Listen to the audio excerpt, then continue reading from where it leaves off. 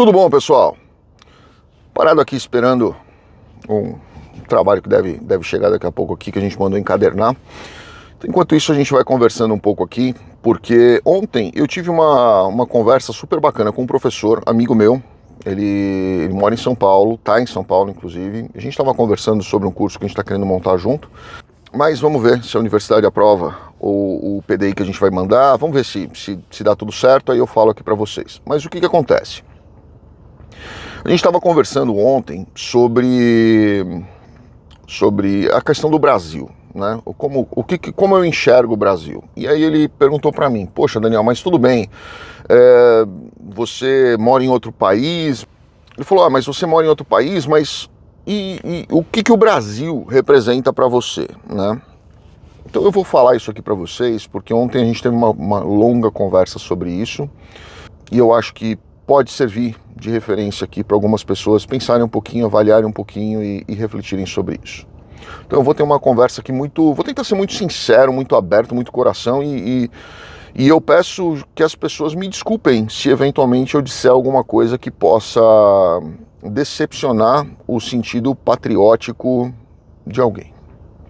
Nasci em São Paulo, cresci em São Paulo e passei minha vida quase inteira em São Paulo. Morei na capital por 20 e tantos anos. Morei no interior por 9 anos. E aí vim para os Estados Unidos. Morei nos Estados Unidos antes, primeiro eu fiz curso de inglês, depois eu fiz uma pós-graduação, depois eu fiz MLS. E nesses 20 e tantos anos eu ficava um ano aqui, um ano e meio no Brasil, voltava mais um ano e meio aqui, depois ia para o Brasil, e assim eu fiquei até eu me mudar definitivamente. Quando eu era menor de idade, eu falo para vocês, eu morava ali quase bem na frente do Dante Alighieri. Virou a esquina, era o prédio que eu morava ali na região, perto do Trianon ali, em São Paulo. Eu saía com 10, 12 anos, eu saía a pé, subia a Alameda Casa Branca inteirinha, ia até a Paulista, virava à direita, ia para o Shopping Paulista a pé. Dava aí, 40 minutos, 1 hora de caminhada, eu ia. Encontrava alguns amigos meus que moravam ali perto do Shopping Paulista, voltava a pé, 7 horas da noite, eu tinha que ter em casa às 8, então voltava a pé. E nunca tive nenhum problema ali, tá?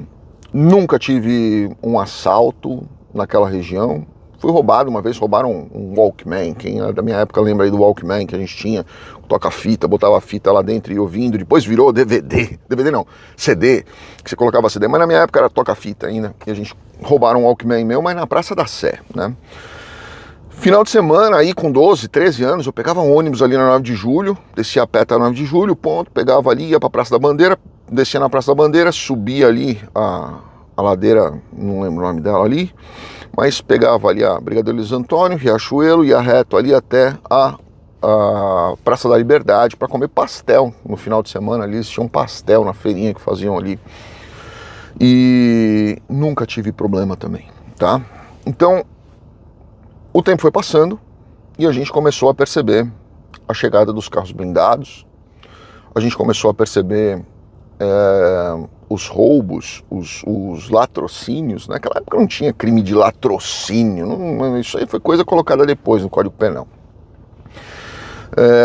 Quem queria roubar chegava a dar um tapa na cabeça do moleque ali e falava: dá o Walkman aí, mano. Aí pegava o Walkman dele, saía correndo e acabou. Era isso que a gente via, né? Começaram a época dos sequestros, né? O Washington Oliveto, o Abílio Diniz, e a gente começou a perceber que as coisas estavam fugindo um pouco do controle. Depois eu já estava maior, comecei a fazer faculdade, aí começou a história do PCC, onde eu estava dentro do fórum. Já contei essa história aqui para vocês. Eu estava dentro do fórum Mário Guimarães, ali na Barra Funda. Primeiro era lá no Viaduto Maria Paula, depois mudou para Barra Funda. E quando eu já estava, fui junto com a mudança, né, do fórum para lá, para Barra Funda, porque eu era estagiário concursado do Ministério Público, depois da Procuradoria do Estado. Eu acabei indo para lá, e lá foi quando eu tive aquele episódio da bomba que teve dentro do fórum. Dentro do fórum não, foi no estacionamento da frente do fórum. Eu estava dentro do fórum naquele dia. E a gente começou a perceber diversas coisas acontecendo ali e saindo do controle, né? Coisas que deveriam estar dentro do controle. Mas o que eu percebi desde aquela época? Eu percebi que por mais que eu estudasse, por mais que eu me aprofundasse, por mais que eu ralasse, sempre chegava um momento, e eu percebi isso na própria empresa do meu pai, tá? Chegou um momento onde meu pai não queria mais crescer. E ele tinha um potencial gigantesco de crescer a empresa e não. E ele estava, a empresa do meu pai, quando meu pai faleceu, ela tinha 45 anos, 47 anos na verdade, no mesmo lugar, no mesmo prédio, na mesma estrutura, com os mesmos, ele tinha 3 andares dentro de um mesmo prédio, eram uns 3 andares, ele não mexeu, era aquilo. Ele cresceu até ali e parou. E aí eu perguntava para ele, pai, mas por que o senhor não vai mais? Né? Ele falou, filho, eu não quero. No Brasil, chega um momento onde não vale mais a pena você crescer. Se você for além disso, você ou quebra ou fica mais pobre. Eu cheguei no limite do equilíbrio, onde o que eu ganho é o máximo que eu consigo ganhar dentro da estrutura Brasil. Eu nunca entendi aquilo, né? E eu sempre me questionava, eu falava, poxa, mas tem muito mais mercado para a gente explorar, né? E eu trabalhava com meu pai desde os meus 13 anos.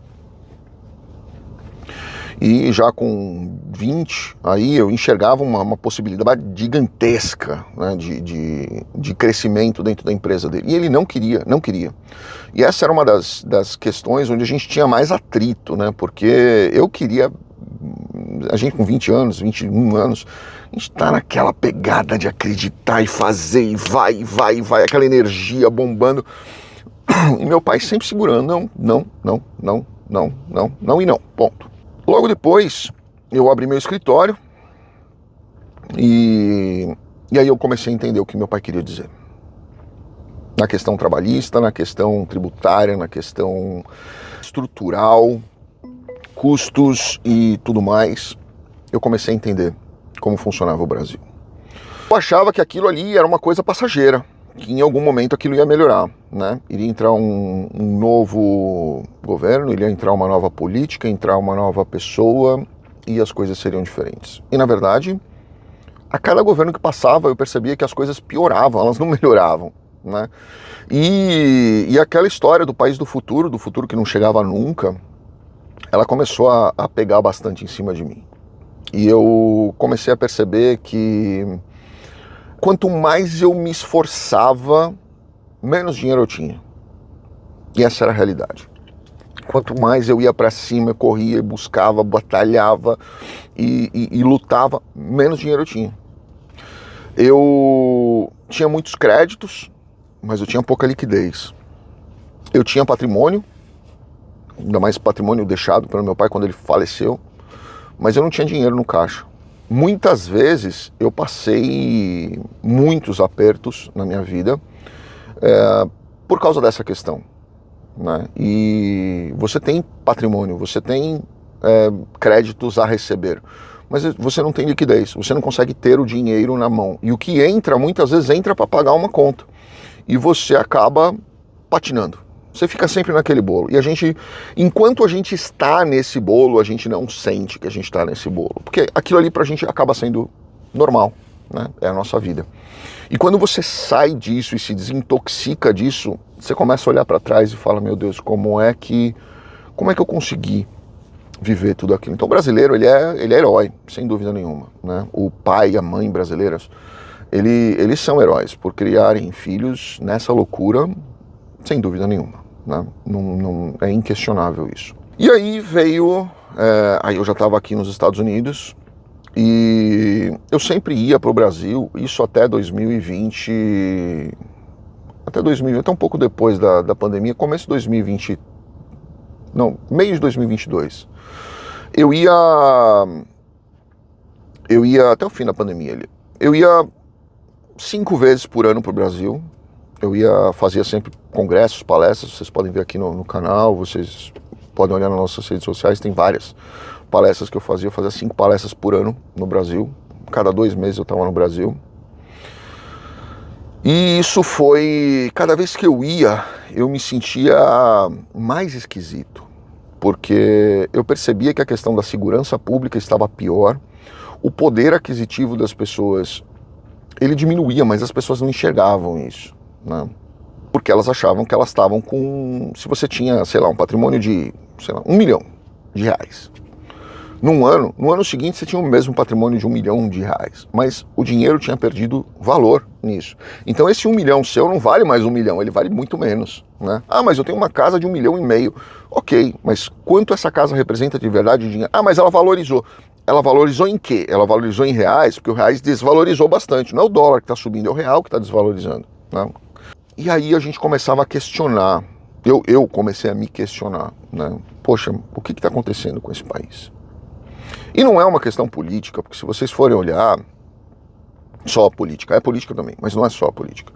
Porque se vocês forem olhar, o Brasil ele está completamente polarizado. E quanto mais a pessoa é polarizada, quanto mais radical é um ser humano, menos inteligente ele é, né? Porque se ele se questiona, se ele aprende a se questionar, a olhar os seus próprios erros, a avaliar seus próprios julgamentos, a não se apaixonar por coisas materiais ou pessoas que estão ali passageiras na vida deles, não se apaixonar por político, muito menos por política, e começar a enxergar realmente a situação como ela é muito fácil você administrar o seu emocional.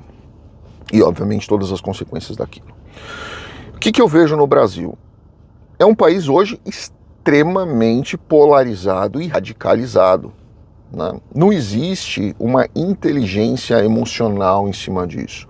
As pessoas, elas amam ou elas odeiam aquilo que elas acreditam e dane-se o resto. O certo e errado perdeu o sentido. Não existe mais o que é certo de verdade e o que é errado de verdade no Brasil. E eu vejo muitas vezes outros lugares acontecendo a mesma coisa. Hoje, se você fala de política, você vai ter uma parte que te critica, você vai ter uma parte que te apoia e você vai ter aquela outra parte que é a meio de campo, que ela entende os dois lados. E eu acho que, na verdade, essa pessoa que está no meio de campo, que não vem com esse papo de você é centrão, você é em cima do mundo. Não, eu acho que a pessoa que aprende a ouvir os dois lados, ela é o mais equilibrado.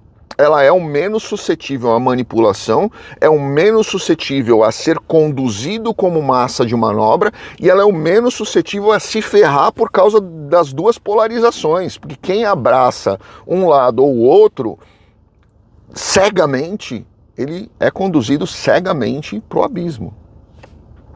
E é o que eu tenho visto acontecer no país.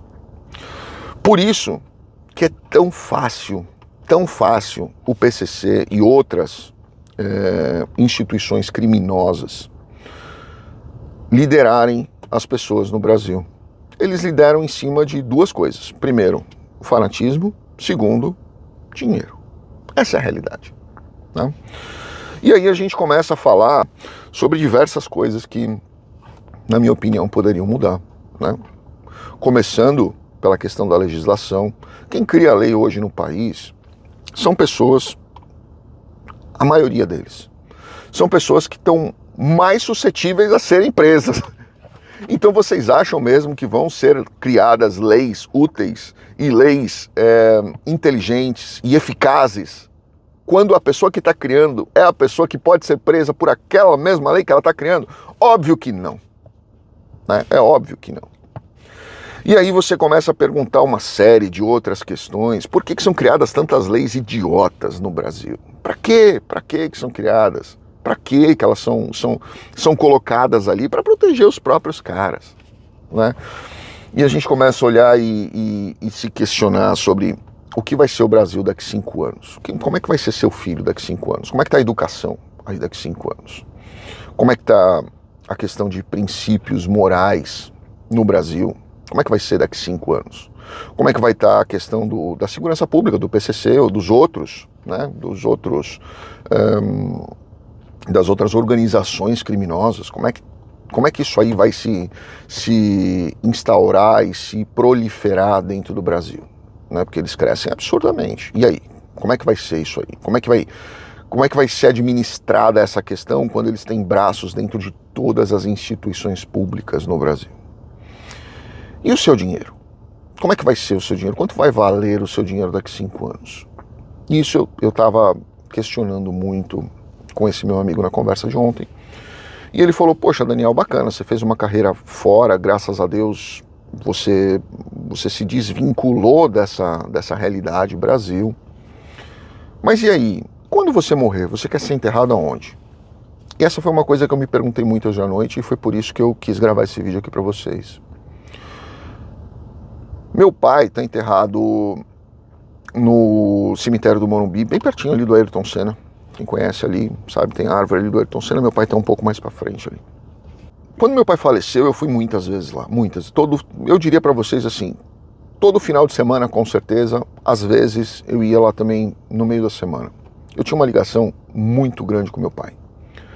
Tenho muito carinho, muito amor e muita lembrança de coisas que ele me ensinou, de valores que ele tentou me passar, que na época eu não enxergava e que hoje eu enxergo. Como pai, eu acho que hoje eu enxergo muita coisa. E a gente aprende muito quando a gente baixa a bola e começa a enxergar as coisas que tentaram passar pra gente lá atrás. Minha mãe, quando falecer, tomara que demore bastante, se Deus quiser, mas a velhinha tá muito bem, tá com 91 anos, mas tá muito bem. Ela vai estar ali junto com meu pai. O jazigo do lado ali, meu pai tinha comprado para os filhos, né? Mas eu acho que eu não quero ser enterrado lá. Apesar de toda a emoção que eu tenho de lembrar do meu pai, lembrar de tudo que eu vivi com ele, das lições e tudo mais, eu não sei se é ali que eu gostaria de estar. E é isso que eu deixo a pergunta aqui para vocês. Aonde vocês querem estar daqui 1, 2, 5, 10 anos? Ou quando vocês falecerem, aonde vocês querem estar? Essa eu acho que é a pergunta mais difícil para a gente responder. E eu deixo ela para vocês pensarem aí no final de semana. Grande abraço a todos. Fiquem com Deus. Obrigado.